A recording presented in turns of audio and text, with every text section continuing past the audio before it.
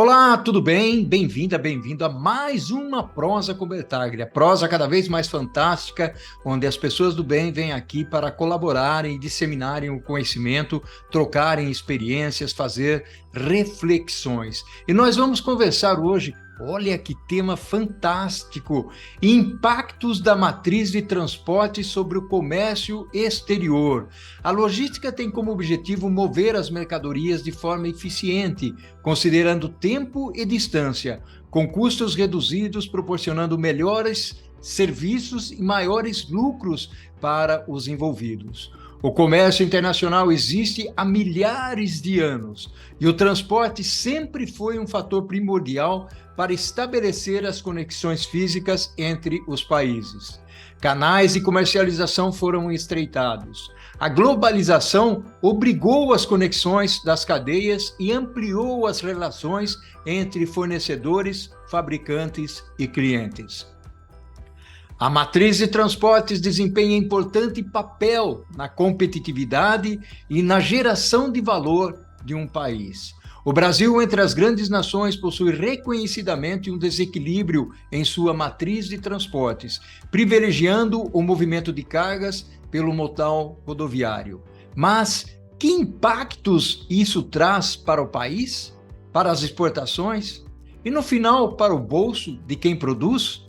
Vamos refletir sobre esse tema fantástico aqui na Prosa com Bertaglia. Para isso, eu terei o privilégio de trazer aqui para prosear comigo o amigo Samir Kedi. Olha só que honra, que orgulho trazer aqui para prosear comigo o Samir Kedi. Meu amigo Samir, seja bem-vindo à Prosa com Bertaglia. Bertaglia, boa tarde, boa noite, bom dia, qualquer hora do dia aí, que alguém tira aí a nossa prosa. Um grande prazer, uma honra para mim, realmente agradeço aí o prestígio que você está me emprestando, né? Sempre vi suas prosas aí, falei, será que algum dia participarei? Estou muito orgulhoso disso e agradecido. Bacana, meu amigo, estou muito feliz com a sua presença aqui. Quem é o Samir Kedi? Olha, o Samir Kedi é um profissional de comércio exterior de 50 anos, né? Começou em março de 1972, trabalhou duro em Abordon, União de Exportadores de Frangos, Perdigão, Sadia, né? Em 96 eu descobri aí, através de um amigo que me levou para a universidade, para dar aula, né? Durante 15 anos me convidou, um dia eu aceitei, aí eu descobri o que eu queria, e aí eu voltei para os bancos escolares, fiz aí um lato sensu, stricto sensu, comecei a escrever livros, artigos, fazer consultoria. Em 98 eu parei de trabalhar, saí da Sadia, porque eu descobri o que eu queria, era isso que eu faço até hoje, né? Então, dou aula nas aduaneiras, universidades, mas só MBA desde 2005. Então, basicamente isso. Olha que bacana, certeza que você tem um baita do conhecimento aí e uma contribuição para fazer aqui com o canal, com o canal do Bertaglia, seguramente. Meu amigo Samir, vamos contextualizar esse tema. Por que o comércio exterior é tão importante para os países? Olha, Bertaglia, ainda falei nisso no sábado, né, no MBA em São Luís, eu falo isso sempre, aí, seja na aula equivalente ou não. O comércio exterior é a melhor forma de desenvolvimento de um país. Você tem muitas formas. Na minha opinião, o comércio exterior é o melhor deles porque você sai de um mercado X para um mercado X vezes muitos X, né? Por exemplo, nós temos 212 milhões de habitantes e há quem considere que é essa a população consumidora brasileira. Eu já tenho minhas dúvidas, eu digo que o mercado consumidor brasileiro realmente é de 20 a 30 milhões de pessoas, que é quem consome carro, casa, e não quem simplesmente compra alimento, tá. E aí, quando você vai para o exterior, você tem 7,8 bilhões de habitantes. Tá bom, não são todos consumidores, mas pelo menos 3 a 4 bilhões. Então, você expande muito o seu horizonte, você vai produzir muito mais, vai gerar muito mais empregos.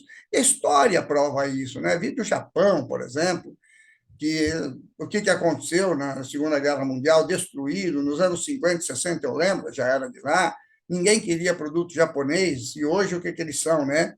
Depois veio a Coreia do Sul. Todo mundo sabe que a Coreia era um país extremamente pobre nos anos 70, muito mais pobre que o Brasil. Investiu em educação, comércio exterior. O que é a Coreia hoje? Em 78 veio a China, né? Então, em 78, por exemplo, nós éramos 0,98% no comércio exterior, nós somos eternamente 1%. E a China 0,88, hoje nós somos 1%, 1,2%, eles são 11%. Então, não há dúvida, a história mostra isso e mostra para nós mesmos, como nós somos um país que não somos de comércio exterior, a gente está empatando há 42 anos, porque a última década que a gente cresceu, de fato, foi na década de 70, né?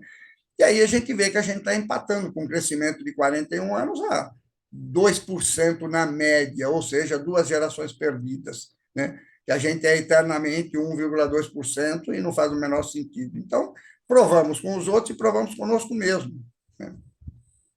Bacana, interessante esse ponto que você trouxe aí, a perspectiva da evolução dos países, né, o Samir? E isso é fantástico. E já entrando nessa seara, principalmente falando de logística, que é outro lado que você tem um baita do conhecimento e tem uma conexão muito forte com a parte de comércio exterior, eu gostaria de puxar já um assunto aí que é polêmico, mas que é verdadeiro, é real, que é basicamente a matriz de transportes do Brasil. Qual a relação entre a matriz de transportes, o Samir, de fato, a parte de comércio exterior? Como é que você desbravaria esse tema aí para a gente? Olha, Bertaglia, isso daí é o tema que eu abordo em todas as aulas, ele está na cabeça, né? É simples, quer dizer, é a coisa direta. Nós temos aquilo que eu considero, eu já nem uso mais o mundo há 10, 15 anos falando em artigos. Eu já digo que a nossa matriz de transportes é a pior da Via Láctea, do nosso sistema solar, de tão ruim que ela é. Nós não fazemos logística efetivamente nesse país, quer dizer, não é que não fazemos, é aquele pouquinho. Quando você tem uma matriz de transportes que é baseada no transporte rodoviário, em que ele é 62%, isso já mata tudo. Não que o transporte rodoviário seja ruim, que é abominável, ao contrário. Se algum dia, sei lá, por alguma razão, nós tivéssemos, puta, tem 6 modos de transporte que a gente utiliza aí. Temos que extinguir 5 deles. Qual você deixaria? Eu não tenho nenhuma dúvida. Transporte rodoviário.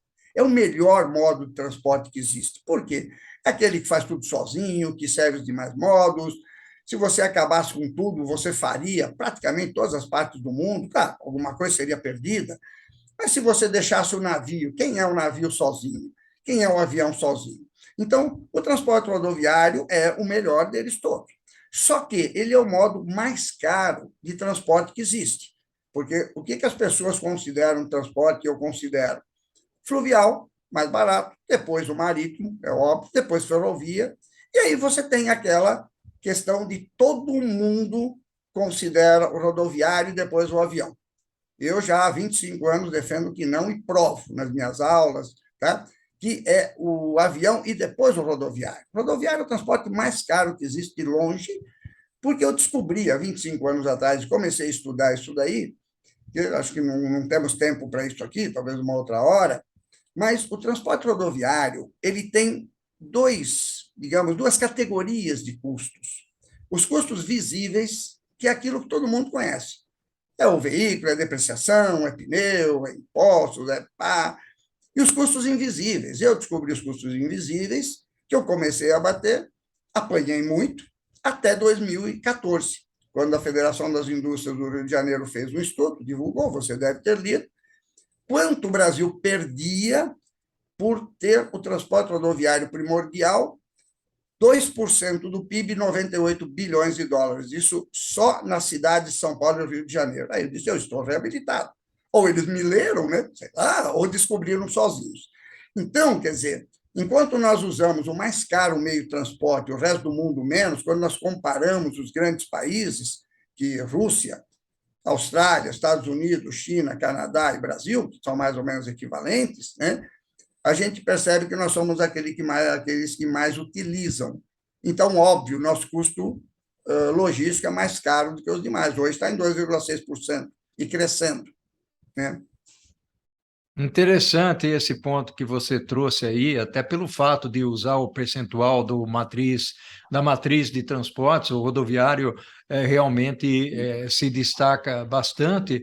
E aí o ponto, o Samir, na realidade, eu costumo até nas minhas falas, nas minhas aulas, fazer uma comparação com os Estados Unidos, porque nós temos uma produtividade, principalmente quando nós falamos no setor agrícola, muito boa da porteira para dentro, né, na fazenda e tal. Mas quando nós olhamos pela perspectiva do transporte, da saída da fazenda até o destino, até o porto, nós somos muito caros. E aí, quando compara com a matriz dos Estados Unidos, e aliás, você tocou aí alguns exemplos bastante interessantes, até porque a nossa geografia é muito similar aos Estados Unidos, China, Canadá, e, teoricamente a ferrovia poderia ser um elemento aí, um meio de transporte melhor utilizado, e a gente não faz isso. E não se desenvolve. Eu costumo dizer que o Visconde de Mauá se mexe no túmulo lá, porque em 1900 nós tínhamos 30 mil quilômetros de ferrovias e hoje nós temos praticamente a mesma coisa, se não menos. Como é que você enxerga isso, Samir? O que você diria sobre isso? Olha, exatamente isso. Eu costumo dizer que em 1920 nós tínhamos 28, 29 mil quilômetros de ferrovia e hoje temos esses mesmos 28, 29 mil. O que é isso daí? As pessoas não têm muita ideia. Se eu perguntar a todo mundo, eu pergunto isso em aula, né? O que é 28 mil quilômetros? Ninguém sabe. Eu falo, você não sabe o que é 28 mil, nem eu.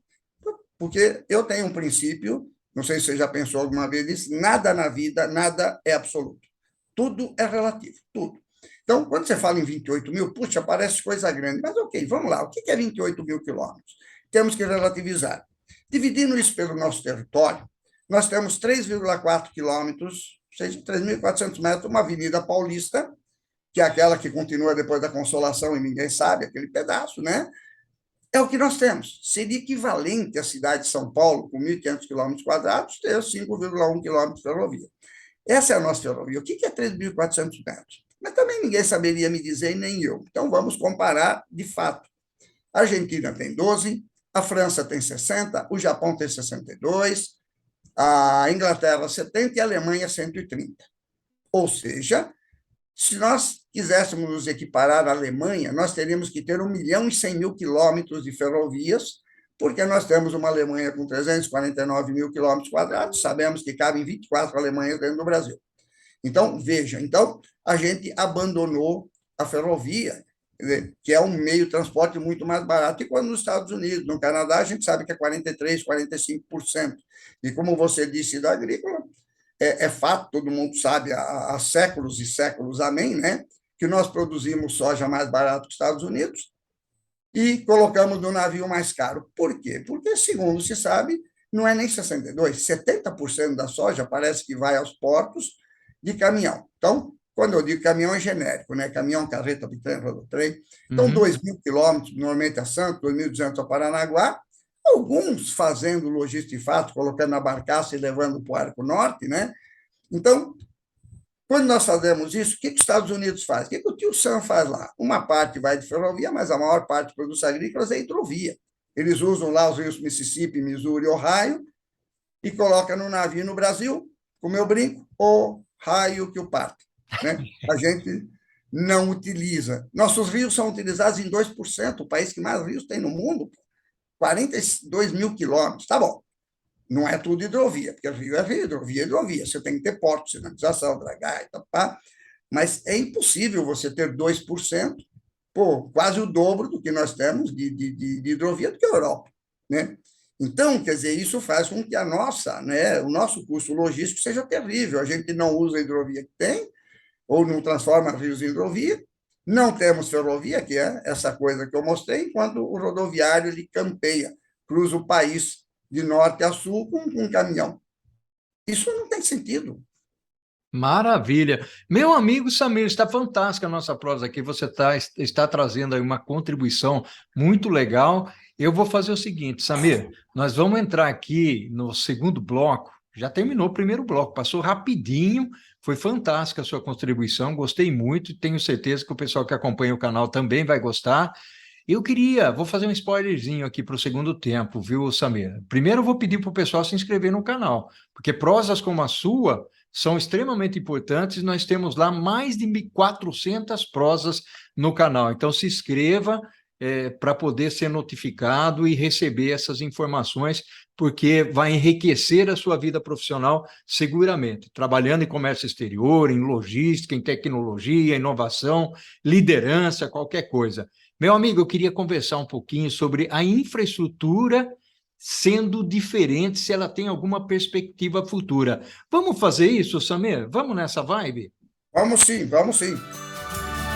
Meu amigo Samir, que prosa fantástica você está trazendo aqui para as pessoas que acompanham a prosa com o Bertaglia. É realmente uma reflexão sobre comércio exterior, sobre logística, sobre modais de transporte. Mas, Samir, o que você pensa do futuro? Tem perspectiva? Rapaz, eu tenho visto alguma perspectiva. Quero entrar na questão política, alguém vai dizer que é político, mas de 3 anos e meio para cá, a gente está vendo o que a gente não via no passado, que está se investindo na ferrovia, eu acho que como nunca se investiu. Nós tivemos aí um ministro da infraestrutura que, na minha opinião, é o melhor da história, e os 2 ou 3 melhores ministros desse governo. Porque ele trabalhou é brincadeira. Então, estamos terminando obras, fazendo, investindo na ferrovia. Você vê, a Norte e Sul deve ficar pronta esse ano, está sendo construída há apenas 35 anos. Pô, não tem condições de você pensar nisso. Então, eu vejo perspectiva assim. Eu acho que daqui a pouco nós vamos, aí temos várias, aí a FICO e outras, né? Daqui a pouco vamos ter mais 4, 5 mil quilômetros de ferrovia. É uma perspectiva, mas não muda muito. Nós vamos passar a 4 quilômetros para cada 1.000 quilômetros quadrados, né, ao invés de 3 e 4, o que continua sendo 1/3 da Argentina e os outros, como a gente viu, né? Mas o importante é, estamos investindo, né? Temos a BR do mar, tá certo? Então, poxa, a cabotagem, que já é o modo de transporte que mais cresce no país desde 1995, onde containers, por exemplo, era zero, que eu me lembro, na Sadia, quando começou, foram lá, vocês não querem mandar seu óleo lá para o Nordeste, né, de navio. E aí, nós temos aí, em 99 tínhamos 20 mil teus, e agora temos 1.200.000 teus. Um teu, um 20 feet or equivalent unit, um container de 6,096, 6 metros e 10. Então, quer dizer, com a BR do mar agora, isso vai ter um impulso muito grande, porque você tinha que usar navios brasileiros, e a gente sabe que você constrói um navio de 5 mil teus na Coreia por US$ 10.000 o teu, e aqui por 20, 25 mil. E se é de 24 mil, os maiores que nós temos, está saindo a US$ 7.500. Então, nós vamos poder trazer navios de fora. Então, eu vejo uma perspectiva boa na ferrovia, na hidrovia, e já vem aí, se fala, vamos ver, né, o que acontece com a BR dos Rios. Então, eu acho que a perspectiva é boa, né? Não é extraordinária, quer dizer, porque não é, mas é boa, que nós estamos caminhando. Então, e nós somos uma grande ilha. Nós somos uma ilha. Afinal de contas, 92% da importação e 98% da exportação, ou seja, 95% na média, fisicamente, e não de valor, entra e sai pelos nossos portos. Nós somos uma grande ilha. Então, eu vejo uma perspectiva boa, né? Vamos ver o que se trata, né? Se isso se trata de sei lá, de uma esperança apenas ou de um fato. Eu espero que seja um fato, assim como tenho certeza que você também. Seguramente. Não, muito bacana essa perspectiva que você trouxe, principalmente que é com uma visão diferenciada do que está acontecendo. Eu concordo contigo quando você fala do ministro Tarcísio. Eu acho que o ministro fez um papel muito relevante, algo que não se via há muito tempo. Eu queria explorar um outro lado contigo, Samir, que é olhar pela perspectiva do comércio exterior e avaliar eventualmente as tendências. Mas deixa eu só colocar um outro pontinho aqui que talvez facilite a nossa discussão. com os lockdowns, com o problema da pandemia e tal, se falou muito, se questionou muito esse esquema da globalização, ou seja, uma tendência à regionalização e até à nacionalização, onde o Brasil poderia ter um enorme potencial. Como é que você enxerga isso? Como é que você enxerga essa relação, nacionalização, regionalização, globalização? Existe alguma tendência ou isso foi algo que se falou lá atrás e hoje o mundo voltou ao normal? Olha, Bertalha, eu não compactuo, não, quando se diz que a globalização vai retroceder, que nós vamos ter a regionalização. A globalização é algo imparável, né? Eu ensino aos meus alunos, tenho isso lá no meu livro ABC, quer dizer, enquanto eu escrevi em 2002 o livro, todo mundo me contestou, né? E tem, hoje eu tenho lido, né, que a globalização vem de 1990, 1980. A globalização é multimilenar. Quando o homem desceu das árvores ou saiu das cavernas, nós começamos a ter comércio exterior, logística e globalização, que são irmãs, na minha opinião. Então, ela veio e ninguém percebeu, certo? Quer dizer, um dia se percebeu, tá? E eu reputo isso, ensino isso na aula de logística, que o grande pai da globalização visível, porque eu jamais falo em globalização, nunca. Eu falo em globalização visível, porque senão eu compactuaria com o recente. O container, quando foi colocado pelo Malcolm McLean em 26 de abril de 1956 no navio, ele mudou, e a partir daí, inclusive eu tenho isso no próprio livro que eu escrevi, eu dividi o mundo de novo em AC e DC, antes do container, depois do container. Aí nós tivemos uma evolução, isso você pode ver pelos números, aonde em 1950 o comércio exterior mundial era de 116, 117 bilhões de dólares. Aí veio o container, não saiu, ficou na costa americana, em 1960, 225 bilhões. Quando aconteceu, foi para Rotterdam, veio para Santos, foi padronizado em 1968, aí você padroniza tudo, portos, navios, né? Pulou para 690, mas o grande ano foi 70, pulou para 3,9 trilhões e hoje é 38 trilhões. Então, quer dizer, eu reputo o container como o pai dessa globalização visível no mundo. Então, eu não acredito em retrocesso. É claro que sempre você tem retrocessos temporários, óbvio, e vamos ter agora aí uma grande recessão pelo visto, né? Então, mas eu acho que ela irá cada vez mais em frente, como sempre foi, né? Então, eu não acredito em retrocesso de jeito nenhum. Você tem é sobe e desce, gangorras, ao longo da história. Nada mais do que isso para mim.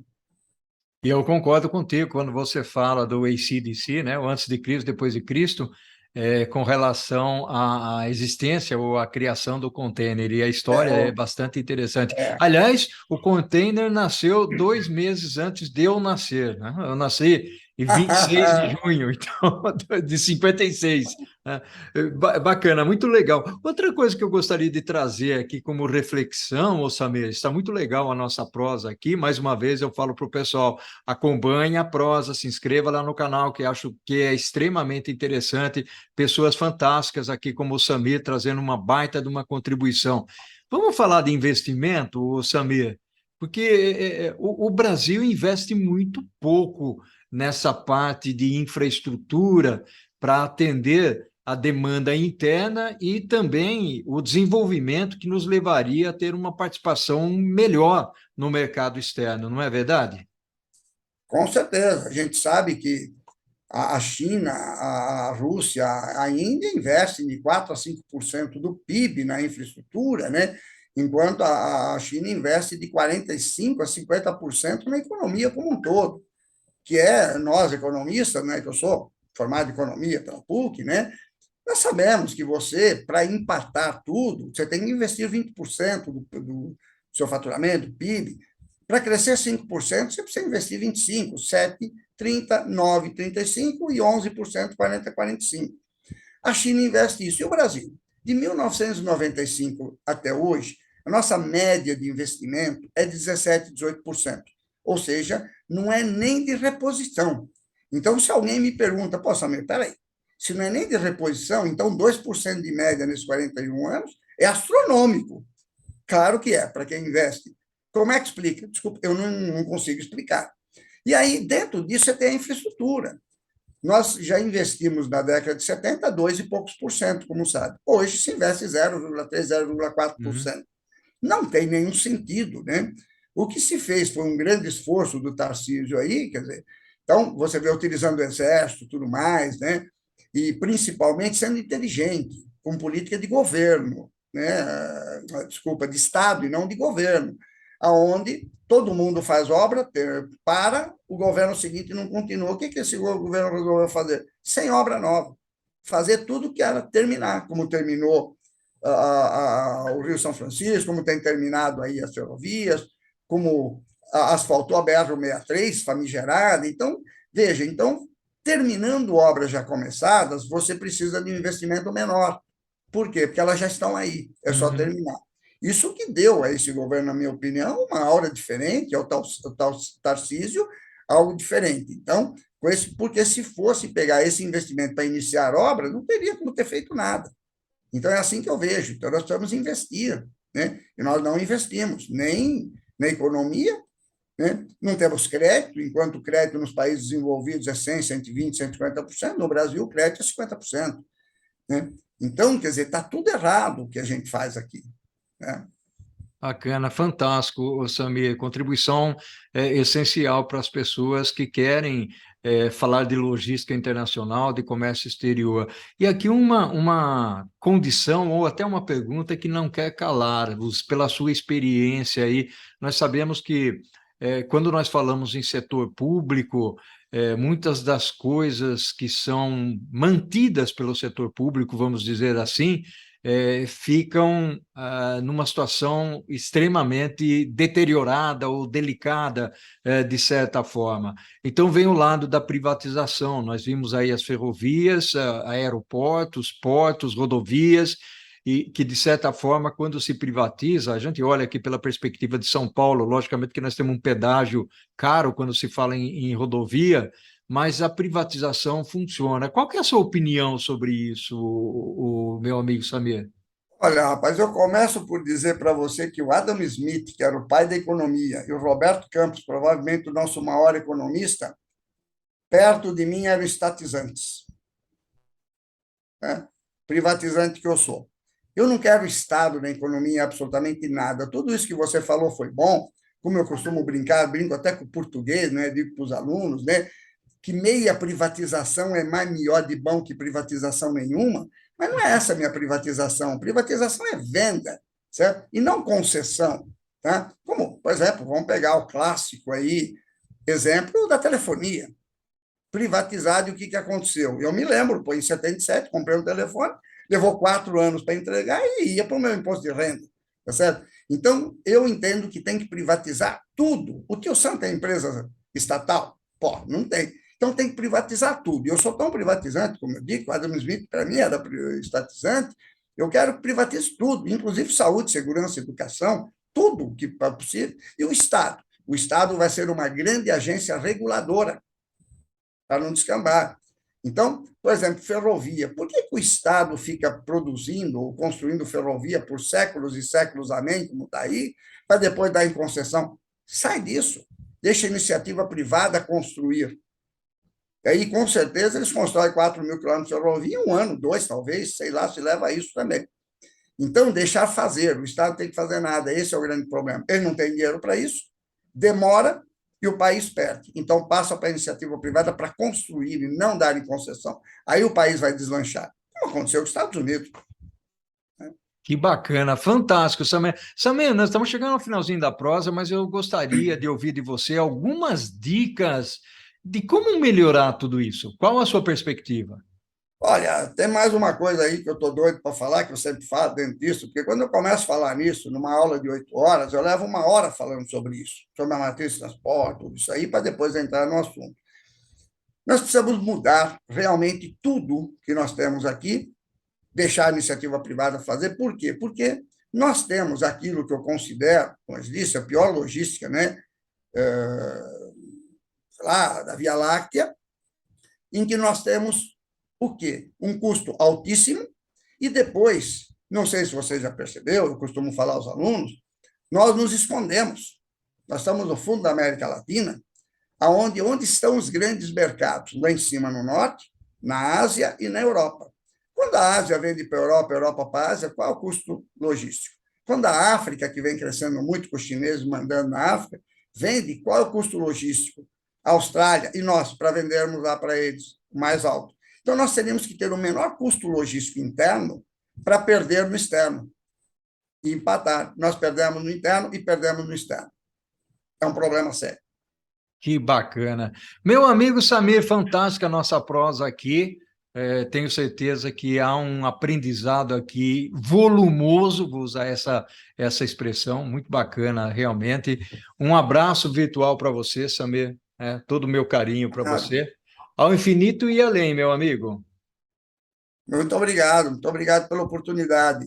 Uma grande honra para mim, como eu disse no início. Gratidão pela sua contribuição e o que nós fazemos em vida ecoa na eternidade. Um abração, Samir. Muito obrigado a você também e a todos os nossos aí, pessoal que vai ver isso daí, né, que a gente espera que vejam, né, se interessem, né? É isso daí. Abração, meu amigo. Tudo de bom. Tchau, tchau. Tchau, você também. Tchau, tchau.